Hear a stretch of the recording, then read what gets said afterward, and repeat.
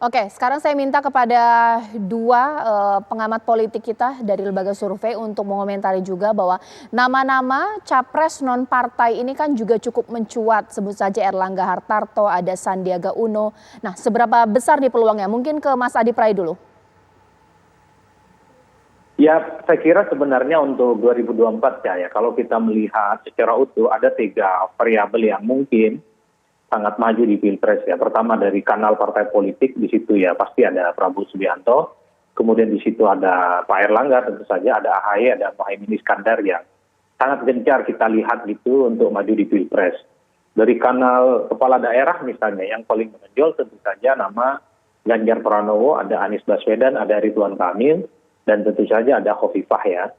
Sementara dari kalangan menteri ini juga bisa nyambi dari kalangan partai. Kalau mau jujur misalnya nama Sandiaga Uno, memang dia adalah menteri, tapi juga kan orang penting di Gerindra sekalipun bukan ketua umum. Hanya Erick Thohir misalnya yang kemudian tidak terafiliasi dengan partai politik. Ya, kemudian ada Pak Erlangga, kita tahu adalah sebagai ketua umum ya. Nah ini yang saya kira memang sebenarnya satu sama yang lain itu saling beririsan. Menteri tapi juga dia adalah sebagai ketua umum ataupun elit-elit partai yang begitu penting yang juga punya potensi. Itu pertama aja. Yang kedua, kalau kita sebut sebagai non-partai itu sebenarnya merujuk pada Anies Baswedan sama Ridwan Kamil. Tapi kalau elektabilitas Anies dan Ridwan Kamil misalnya masih di bawah 13%, hanya sebatas 11 ataupun 10%, itu daya jualnya terhadap partai politik tidak terlampau kuat. Maka tidak mengherankan kalau partai seperti Muhaimin Iskandar itu tetap ngotot ingin maju ketimbang melamar Anies ataupun Ridwan Kamil.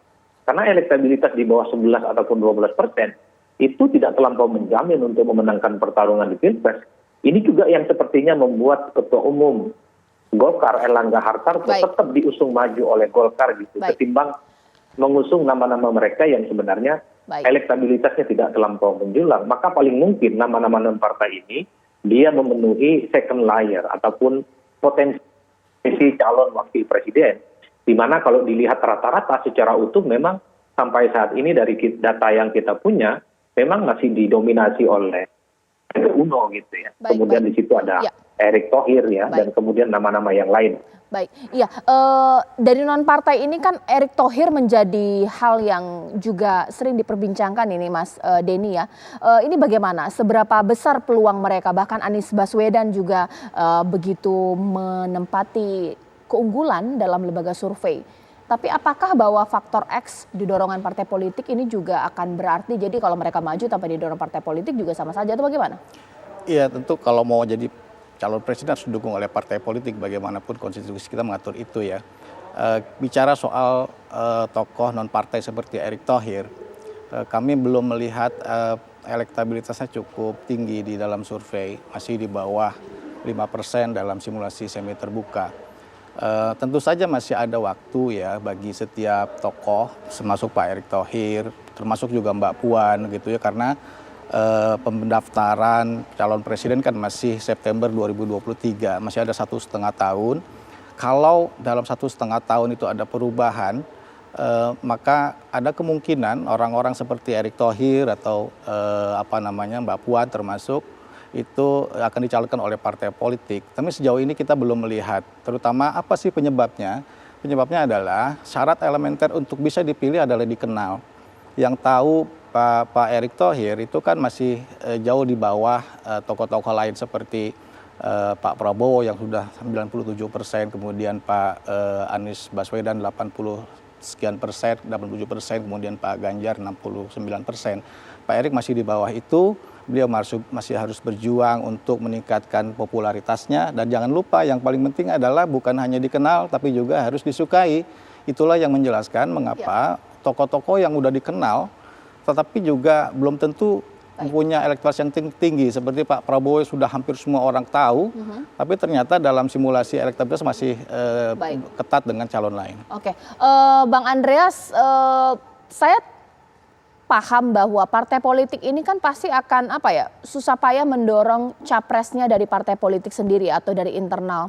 Tapi ternyata ada kalanya nama-nama yang saat ini juga populer justru ini bukan dari partai politik atau menjadi menteri di era pemerintahan Pak Jokowi saat ini. Partai bagaimana menanggapinya? Memang partai politik tentu akan sangat memperhatikan